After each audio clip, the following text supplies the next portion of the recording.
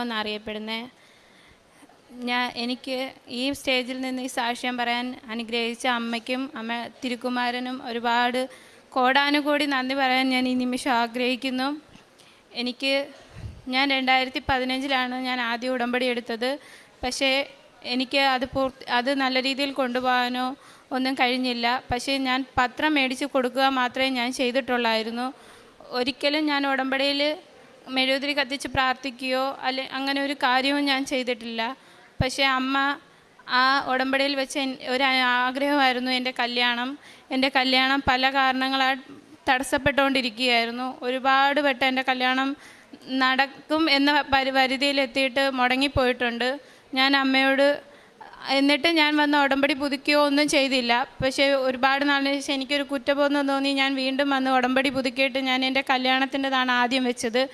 അമ്മ എനിക്ക് 2021 10-ാം മാസം 27-ാം തീയതി എൻ്റെ വിവാഹം നടന്നു. ഞാൻ അമ്മയോട് ആ ഉടമ്പടിയിൽ ഒരാഗ്രഹം കൂടെ പറഞ്ഞിരുന്നു. എനിക്ക് നല്ലൊരു കുടുംബം, എന്നെ സ്നേഹിക്കുന്ന ഒരമ്മയും നല്ലൊരു കുടുംബത്തെ എനിക്ക് തരണമെന്ന് ഞാൻ പറഞ്ഞിരുന്നു. അതുപോലെ തന്നെ അമ്മ എനിക്കൊരു നല്ലൊരു കുടുംബം തന്നു. എൻ്റെ ഭർത്താവും എൻ്റെ അമ്മയും എൻ്റെ ഭർത്താവിൻ്റെ പപ്പായും എന്നെ ഒരുപാട് സ്നേഹിക്കുന്ന 2 വ്യക്തികളാണ്. അതുപോലെ തന്നെ അടുത്തതായി ഞാൻ എൻ്റെ കല്യാണത്തിന് മുന്നേ ഒരുപാട് പ്രശ്നങ്ങൾ കൊണ്ട് ആത്മഹത്യ ചെയ്യാൻ വേണ്ടി ഞാൻ എക്സ്പയറായ ഗുളികകൾ വാരി കഴിച്ചിരുന്നു. മാതാവ് പക്ഷേ എന്നെ മരണത്തിലേക്ക് കൊണ്ടുപോയില്ല. അമ്മ അത് എന്നെക്കൊണ്ട് ഛർദ്ദിപ്പിച്ച് മൊത്തവും കളയിച്ചു. എന്നിട്ടും എന്നെ ആ പ്രതിസന്ധികളിലെല്ലാം താങ്ങി നിർത്തി.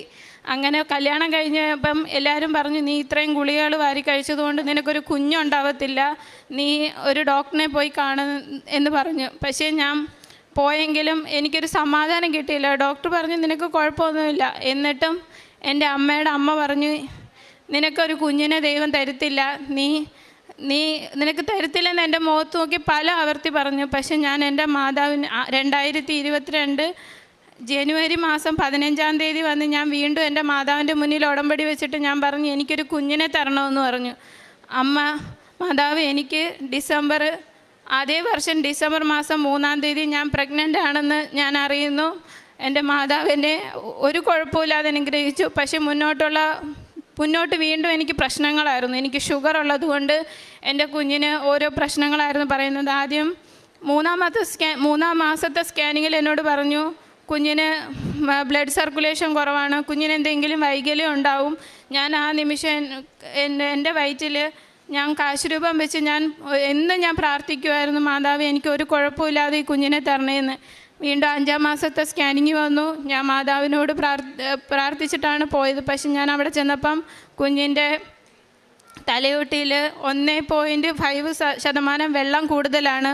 കുഞ്ഞിന് എന്തെങ്കിലും ഒരു വൈകല്യം സംഭവിക്കുമെന്ന് വീണ്ടും സ്കാനിങ്ങിൽ കണ്ടെന്ന് പറഞ്ഞു. അന്നേരവും ഞാൻ പ്രാർത്ഥിച്ചു. ഞാൻ പറഞ്ഞു, എൻ്റെ മാതാവ് എന്നെ കൈവിടത്തില്ല, എൻ്റെ കുഞ്ഞിനെ ഒരു കുഴപ്പമില്ലാതെ എനിക്ക് തരും. അന്നേരം ഞാൻ കഴിക്കുന്ന ആഹാരങ്ങൾ കുറയ്ക്കണം, ഷുഗർ കൂടുതലാണ് എന്ന് പറഞ്ഞു. പക്ഷേ ഞാൻ എൻ്റെ കുഞ്ഞിൻ്റെ ആരോഗ്യത്തിന് വേണ്ടി എല്ലാ ആഹാരങ്ങളും കഴിക്കുമായിരുന്നു. ഷുഗർ ആണെങ്കിൽ പോലും മധുരമുള്ള ആഹാരങ്ങൾ വരെ ഞാൻ കഴിക്കുമായിരുന്നു. പക്ഷേ 7-ാം മാസത്തെ സ്കാനിങ് വീണ്ടും പറഞ്ഞു, കുഞ്ഞിന് വീണ്ടും കംപ്ലൈൻ്റ്, കുഞ്ഞിന് വയറിന് വളർച്ചക്കുറവാണെന്ന് പറഞ്ഞു. ഞാൻ ഒരുപാട് കരഞ്ഞുകൊണ്ട് ഞാൻ മാതാവിനോട് പറഞ്ഞു, മാതാവേ, ഞാൻ ഈ ആഹാരങ്ങളെല്ലാം കഴിക്കുന്നത് എൻ്റെ കുഞ്ഞിൻ്റെ ആരോഗ്യത്തിന് വേണ്ടിയാണ്. എനിക്കെന്ത് സംഭവിച്ചാലും കുഴപ്പമില്ല, എൻ്റെ കുഞ്ഞിനെ എനിക്ക് ആരോഗ്യത്തോടെ തരണമെന്ന് പറഞ്ഞു.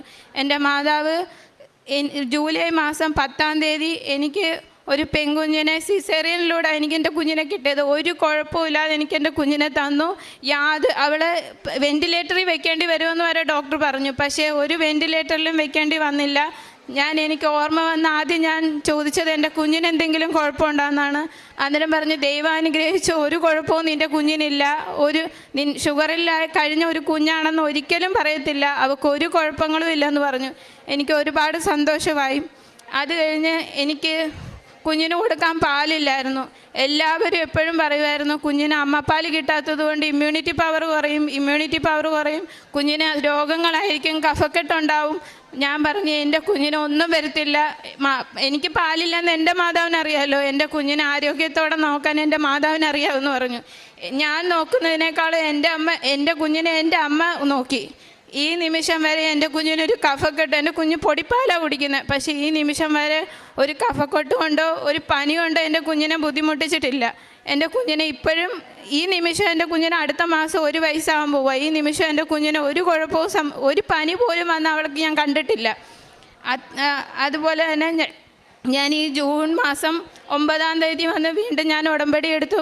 ഉടമ്പടി പലപ്പോഴും ഞാൻ മുടങ്ങി പോയിക്കൊണ്ടിരുന്ന ഇത്. വീണ്ടും ഞാൻ ഈ ജൂൺ 9-ന് വന്ന് എൻ്റെ അച്ചാച്ചനെ 3 വർഷമായിട്ട് ഇൻ്റർവ്യൂവിന് പോകുന്നതല്ലാതെ ജോലിക്ക് മാറാൻ വേണ്ടിയായിരുന്നു ഇൻ്റർവ്യൂവിന് പോയിക്കൊണ്ടിരുന്നത്. പക്ഷേ ഒരു ജോലിയിലും സെലക്ട് ആവുന്നില്ല, റിജക്റ്റായി പോയിക്കൊണ്ടിരിക്കുന്നു. ഞാൻ മാതാവിനോട് പറഞ്ഞു.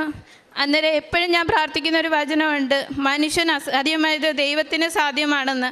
ആ വചനമല്ലാതെ എൻ്റെ നാവിൽ ഒരു വചനവും വരാറില്ല. എപ്പോഴും ആ വചനം മാത്രമേ ഞാൻ എന്ത് വിഷമസന്ധ്യകളിലും പെട്ടെന്ന് ചിന്തിക്കുന്ന ഒരു വചനം അത് മാത്രമാണ്. മാതാവേ, മനുഷ്യന് അസാധ്യമായത് ദൈവത്തിന് സാധ്യമാണെന്നല്ലേ പറഞ്ഞ്, നിനക്ക് മാത്രമേ എൻ്റെ ജീവിതത്തിൽ എന്തെങ്കിലും അത്ഭുതങ്ങൾ പ്രവർത്തിക്കാൻ പറ്റൂ.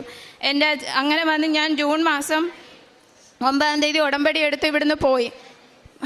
ആദ്യം വെച്ചിരുന്നത് എൻ്റെ അച്ചാച്ചന് അതിന് 5-6 ദിവസം മുന്നേ ഒരു ഇൻ്റർവ്യൂ കഴിഞ്ഞിട്ട് കൂട്ടുകാരെല്ലാം പറഞ്ഞു, നീ അത് പ്രതീക്ഷിക്കണ്ട, ആ ജോലി നിനക്ക് കിട്ടത്തില്ല, അത് ചുമ്മാ അവർ കുറേ പേരെ വിളിച്ച് അവർക്ക് ആവശ്യമുള്ള ഒരാൾക്ക് വേണ്ടി അത് നടത്തിയതാ, നീ അത് മറന്നേക്ക്, നിനക്ക് ആ ജോലി കിട്ടില്ലെന്ന് പറഞ്ഞു.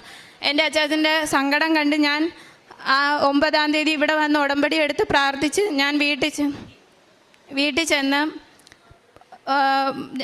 തിങ്കളാഴ്ച രാവിലെ ഞാനിങ്ങനെ പ്രാർത്ഥിച്ചുകൊണ്ട് ഞാൻ വീട്ടിൽ ചെന്ന് കട്ടിലേ കിടന്നപ്പം 1 എന്ന് പറഞ്ഞൊരു സംഖ്യ എൻ്റെ മനസ്സിൽ തെളിഞ്ഞു വന്നു. ഞാൻ മാതാവിനോട് ചോദിച്ചു, മാതാവേ, എന്താണ് ഈ 1? എനിക്കൊന്ന് പറഞ്ഞു തരണേ എന്ന്. അങ്ങനെ ജൂൺ 13-ാം തീയതി 11 മണിക്ക് എൻ്റെ അച്ചാച്ചൻ എന്നോട് വിളിച്ചു പറയുന്നു, ഞാൻ പോയ ഇൻ്റർവ്യൂവിൽ സെലക്ട് ആയെന്നും പറഞ്ഞ് മെസ്സേജ് വന്നു, എത്രയും പെട്ടെന്ന് ഡീറ്റെയിൽസ് അയച്ചു കൊടുക്കാനെന്നും പറഞ്ഞ് മെസ്സേജ് വന്നെന്ന് പറഞ്ഞു. ഞാൻ പറഞ്ഞു, അച്ചാച്ചാ പോയി എത്രയും പെട്ടെന്ന് അയക്കാൻ പറഞ്ഞു. അന്നേരം അടുത്ത പ്രതിസന്ധി എൻ്റെ മുന്നിൽ വന്നു, പാസ്പോർട്ടിൻ്റെ പ്രശ്നം. ഞാൻ മാതാവിനെ വിളിച്ച് പ്രാർത്ഥിച്ച് 14-ാം തീയതി 10:54 ആയപ്പം പാസ്പോർട്ട് റിന്യൂ ചെയ്ത് എൻ്റെ അച്ചാച്ചൻ്റെ കൈ കിട്ടി. എൻ്റെ അച്ചാച്ചൻ ആ ജോലിയിലേക്ക് അയക്കാൻ കഴിഞ്ഞു. അതുപോലെ തന്നെ എനിക്ക് ആത്മീയമായ ഒരുപാട് മാറ്റങ്ങൾ വരുത്താൻ എൻ്റെ ജീവിതത്തിൽ സാധിച്ചു. എനിക്ക് ഭയങ്കരമായിട്ട് ദേഷ്യം വരുമായിരുന്നു. എൻ്റെ ഹസ്ബൻഡിനോട് ഞാൻ ഭയങ്കരമായിട്ട് ദേഷിക്കുമായിരുന്നു. ആ സമയത്ത് പോലെ എൻ്റെ മാതാപിതാക്കൾ എന്നെ കുറ്റം പറയത്തില്ല, പക്ഷേ എൻ്റെ ഹസ്ബൻഡിനെ കുറ്റം പറയത്തുള്ളായിരുന്നു. പക്ഷേ ആ തെറ്റ് എനിക്കിപ്പം പൂർണ്ണമായിട്ട് മനസ്സിലായി. എൻ്റെ ദേഷ്യം എനിക്ക് നിയന്ത്രിക്കാൻ സാധിക്കുന്നുണ്ട്, മറ്റുള്ളവരോട് സ്നേഹത്തോടെ ഇടപെടാൻ സാധിക്കുന്നുണ്ട്. ഞാൻ ഏറ്റവും കൂടുതൽ പ്രേക്ഷിത പ്രവർത്തനമായിട്ട് ചെയ്തുകൊണ്ടിരിക്കുന്നത് യൂട്യൂബ് ഷെയർ ചെയ്ത് മീഡിയയിലേക്ക് ഷെയർ ചെയ്യുകയായിരുന്നു ഏറ്റവും കൂടുതൽ ചെയ്തുകൊണ്ടിരുന്നത്. പത്രം ഞാൻ എല്ലാ വീടുകളിലും കൊടുക്കും. പത്രം കൊടുക്കുന്ന സമയത്ത് ഞാൻ ഇന്നലെ എനിക്കൊരു അനുഭവം ഉണ്ടായി. ഞാൻ പത്രമായിട്ട് വീട്ടിൽ നിന്ന് ഇറങ്ങുന്ന സമയത്ത് ഞാൻ ഇന്നലെ ഉപവസിച്ചുകൊണ്ടാണ് ഞാൻ ഇറങ്ങിയത്. ഞാൻ പറഞ്ഞു, മാതാവേ, ഈ പത്രമായി ഞാൻ ഏത് വീട്ടിൽ ചെന്നാലും അവർ സ്നേഹത്തോടെ സന്തോഷത്തോടെ ഈ പത്രം മേടിക്കണമെന്ന് പറഞ്ഞു. ഞാൻ കൊടുത്ത എല്ലാ വീട്ടുകാരും എൻ്റെ ഇന്ന് സന്തോഷത്തോടെ പത്രം മേടിച്ചു. ഞാൻ ഏറ്റവും കൂടുതൽ അക്രൈസ്തവരുടായ വീടുകളിലാണ് ഞാൻ കൊടുത്തത്. ക്രിസ്ത്യാനികളിലായി ഞാൻ 2 വീട്ടുകളിൽ മാത്രമേ കൊടുത്തിട്ടുള്ളൂ. ബാക്കി എല്ലാം അവരെല്ലാം മാതാവിൻ്റെ പത്രം കാത്തിരുന്നത് പോലെ എൻ്റെ നിന്ന് സന്തോഷത്തോടെ ചോദിച്ചു വാങ്ങി. ഈ തന്ന അനുഗ്രഹങ്ങൾക്കും എൻ്റെ മാതാവ് ഇനിയും തരുന്ന അനുഗ്രഹങ്ങൾക്കും ഒരുപാട് നന്ദിയും സന്തോഷവും അറിയിച്ചുകൊണ്ട് മാതാവിന് ഈശോയ്ക്ക് 1000 നന്ദി ഈ നിമിഷം ഞാൻ പറയാൻ ആഗ്രഹിക്കുന്നു. ഉടമ്പടിയിൽ എനിക്ക് ഒരുപാട് തെറ്റുകൾ സംഭവിച്ചിട്ടുണ്ട്. ഞാൻ നിരന്തരം കുമ്പസരിക്കില്ലായിരുന്നു, ഉടമ്പടി പ്രാർത്ഥന ഞാൻ ചൊല്ലില്ലായിരുന്നു. പക്ഷേ ഇപ്പം ഈ ജൂൺ മാസം വന്ന് എടുത്തു പോയതിനൊക്കെ ഞാൻ ഒരുപാട് മാറ്റം ഞാൻ അതിൽ വരുത്തി. ഞാനിപ്പോൾ എന്നും രാവിലെയും വൈകിട്ടും പ്രാർത്ഥിക്കും. കുടുംബ പ്രാർത്ഥന ഞങ്ങളുടെ വീട്ടിൽ പൂർണ്ണമായിട്ട് ഇല്ലാതിരുന്നതായിരുന്നു. ഇപ്പം കുടുംബ പ്രാർത്ഥന ദിവസം ചൊല്ലാൻ എനിക്ക് സാധിക്കുന്നുണ്ട്, അതിനുവേണ്ടി സമയം കണ്ടെത്താൻ സാധിക്കുന്നുണ്ട്. അമ്മ മാതാവ് അതിലെനിക്ക് ഒരുപാട് മാറ്റങ്ങൾ തന്നു. കുമ്പസാരിക്കാൻ പോകുമ്പോൾ എനിക്ക് പേടിയായിരുന്നു. ഈ അച്ഛനോട് പറഞ്ഞ അച്ഛൻ എന്തോ വിചാരിക്കും. പക്ഷെ ആ പേടിയൊന്നുമില്ലാതെ എൻ്റെ തെറ്റുകൾ അച്ഛനോട് ഏറ്റുപറയാനുള്ള മനക്കരുത്തും ധൈര്യവും ഈശോ മാതാവ് എനിക്ക് തന്നു. അതുവഴി എൻ്റെ പാപങ്ങൾ ഒരുപാട് എനിക്ക് പറയാൻ പറ്റി. ഇനിയും എല്ലാ കുമ്പസാരവും ഞാൻ മുടങ്ങാതെ 2 ആഴ്ച കൂടാൻ ചെയ്യുമെന്ന് ഞാൻ മാതാവിന് വാക്ക് കൊടുത്തിട്ടുണ്ട്. അത് മുന്നോട്ട് അങ്ങനെ കൊണ്ടുപോകാൻ എല്ലാവരും എനിക്ക് വേണ്ടി പ്രാർത്ഥിക്കണം. ആത്മീയ ജീവിതത്തിൽ നിന്ന് മുന്നോട്ട് പോകാൻ